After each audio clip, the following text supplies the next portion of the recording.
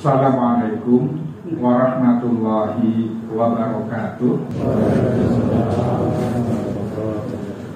Alhamdulillah rabbil alamin alladzi arsala rasulahu bil huda wa dinil haqq liyudhhirahu 'ala dini kulli wa kafa billahi syahida.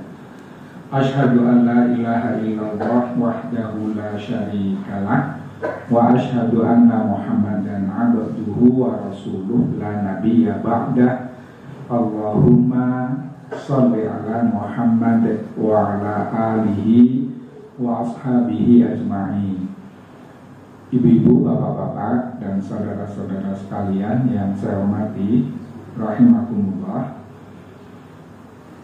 Saya ingin membahas tentang ikhlas.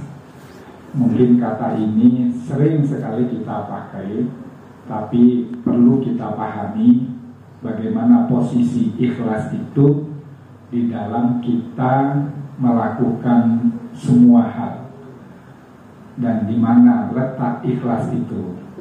Seperti yang kita ketahui, ikhlas ini merupakan hal yang sangat penting dalam kita berbuat apa saja. Sebab semua yang kita lakukan itu bernilai ibadah, sekalipun mungkin kita bukan melakukan ibadah mahdhah.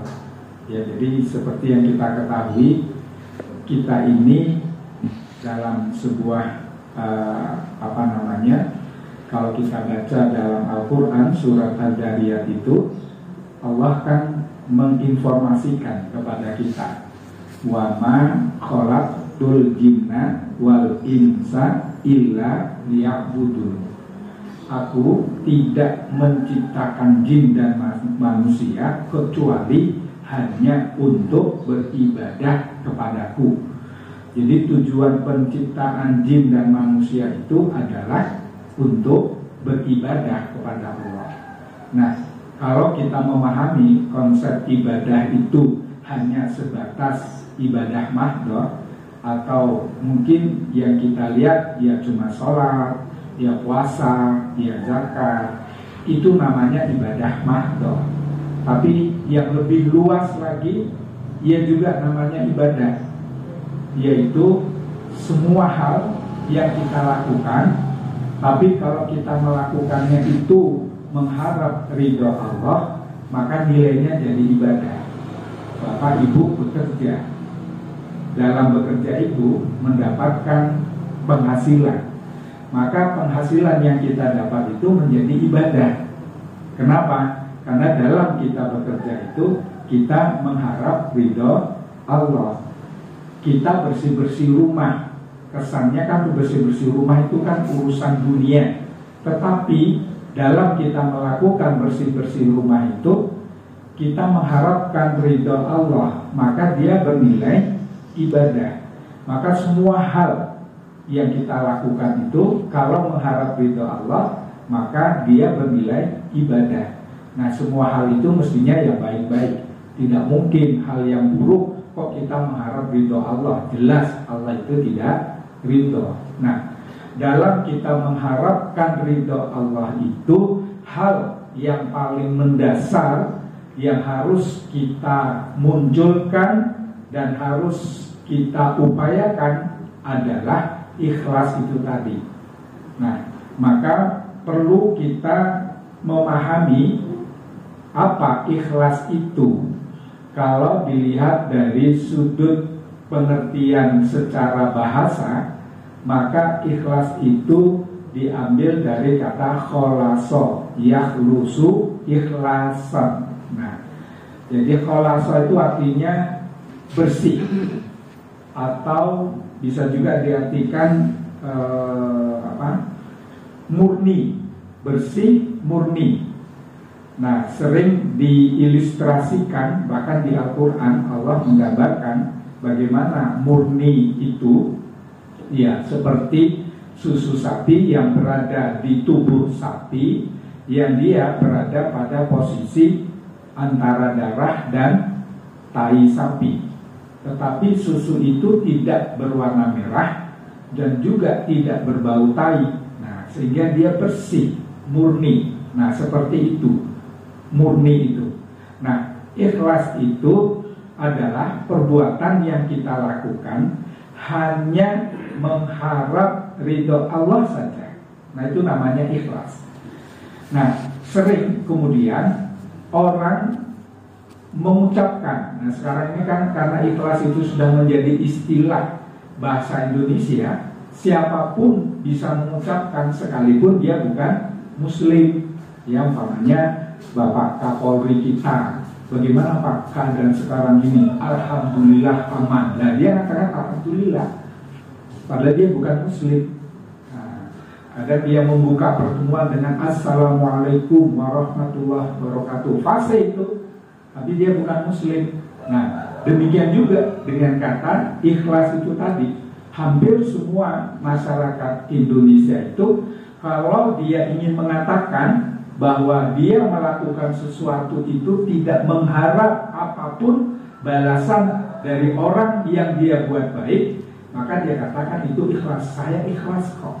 Nah, cuman masalahnya adalah, benarkah konsep ikhlas itu bisa muncul pada diri seseorang yang non-muslim? Tidak bisa. Loh, kenapa? Karena salah. Konsep ikhlas itu hanya ada pada seorang muslim. Kenapa? Karena ikhlas itu bukan sekedar kita berbuat lalu kita tidak mengharapkan balasan apapun termasuk dari Allah. Tidak. Nah, kalau ada orang yang mengatakan justru yang paling baik itu adalah kita berbuat tidak mengharapkan balasan apapun dari siapapun termasuk dari Tuhan, dari Allah, justru itu yang salah. Nah, jadi boleh non-muslim mengatakan bahwa dia melakukan perbuatan ini memang tidak mengharapkan balasan dari manusia yang dia perlakukan dengan baik, dari manusia yang dia bantu. Tetapi itu bukan ikhlas. Kenapa? Karena ikhlas ini harus kembali kepada Allah. Nah, pertanyaannya, kalau dia mengatakan saya tidak mengharapkan balasan dari manusia, lalu dia mengharapkan balasan kepada siapa? Tidak kepada siapapun, maka itu bukan ikhlas, Pak, Bu. Nah, jadi kalau kita melakukan itu tidak mengharapkan balasan, tidak mengharapkan ridho dari siapapun, termasuk dari Allah, salah dalam kita berbuat. Jadi seorang muslim itu dia harus melakukan sesuatu hanya mengharap ridhonya kepada Allah. Jadi dia harus berharap kepada ridho Allah, bukan tidak berharap kepada siapapun, ya, termasuk kepada Allah.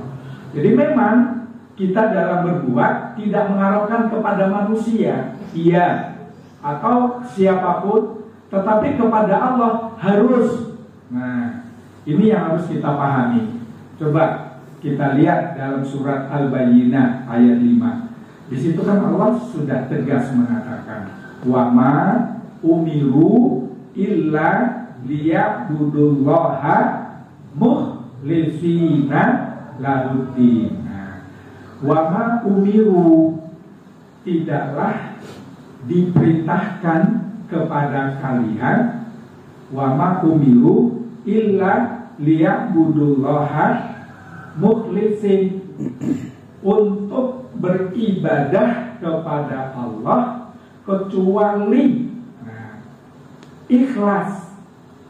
Jadi melakukan ibadah, melakukan kegiatan apapun, kita harus merujuk kepada Allah. Nah, jadi di sini kalau ada orang non-muslim mengatakan membantu melakukan satu kegiatan, terus dia bilang saya ikhlas loh ini, itu pemahaman yang keliru pada pikirannya.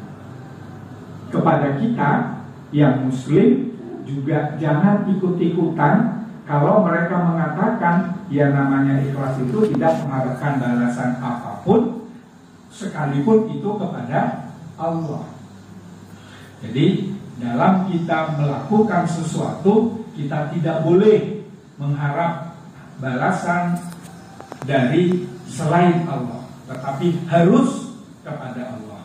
Maka di dalam ayat yang lain Allah mengatakan qul inna sholati wa nusuki wa mahyaya wa mamati lillahi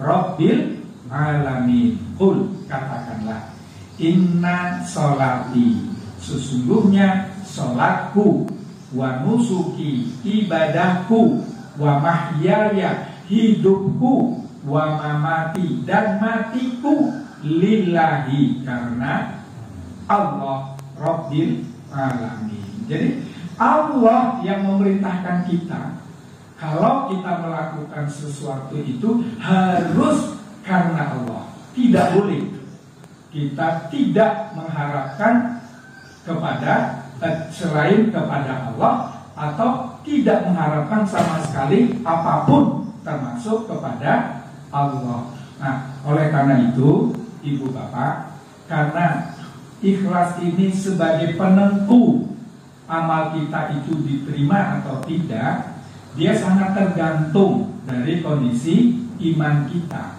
Hanya orang yang beriman sajalah yang bisa ikhlas dalam berbuat atau beramal atau bekerja.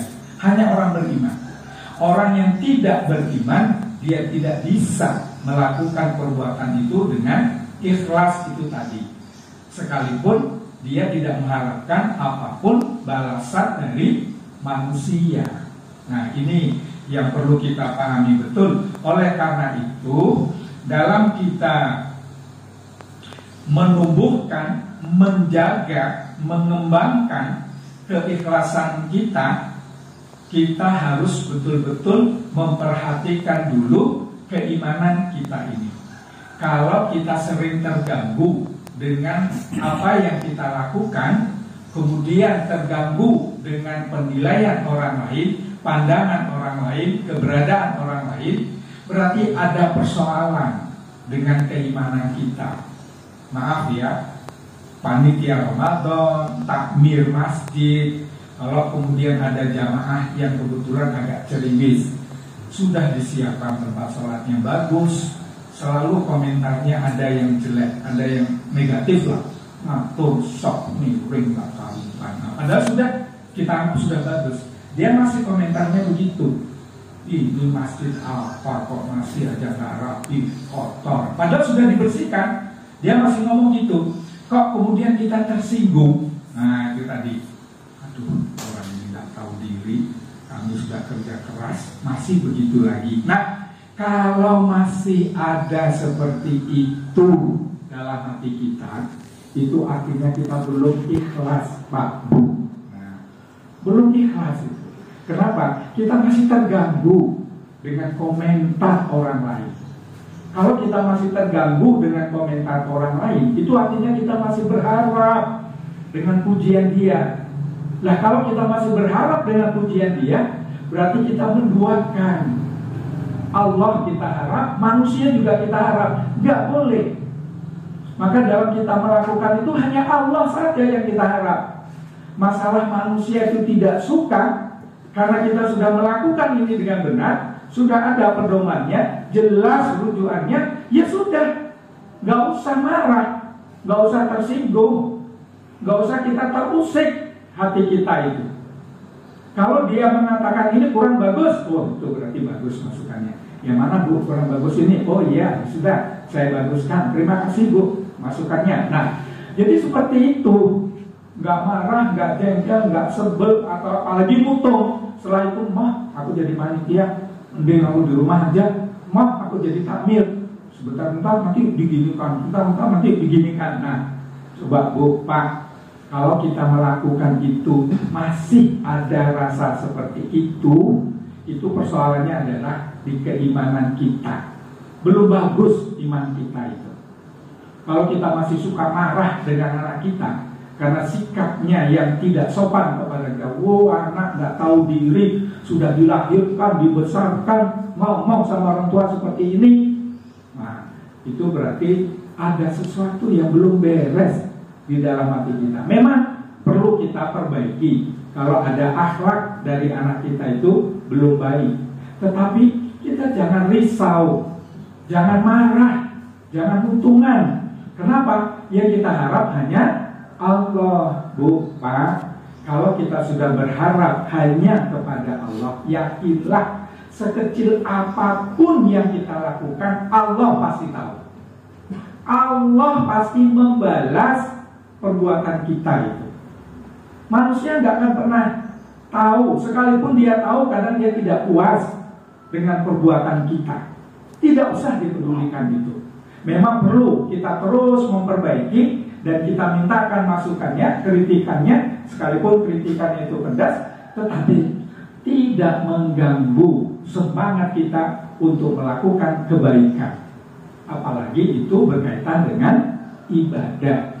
Jadi sekali lagi, kalau kita masih sering terusik dengan perbuatan baik yang kita lakukan, lalu dikomentari tidak baik oleh orang lain, evaluasi bahwa ternyata iman kita ini belum bagus. Kalau begitu, perbaiki iman kita ini. Semakin bagus iman seseorang itu, dia semakin tidak pernah merasa tersinggung, terusik dengan komentar buruk dari orang lain, dengan pekerjaan yang dia lakukan, dan itu memang betul, dan itu memang sudah bagus, dan dia tidak terlalu terusik dengan itu, dan tetap semangat, tidak lalu pergi, tidak lalu meninggalkan, tidak lalu mengundurkan diri, dan seterusnya. Nah, itulah ikhlas, ibu bapak sekalian.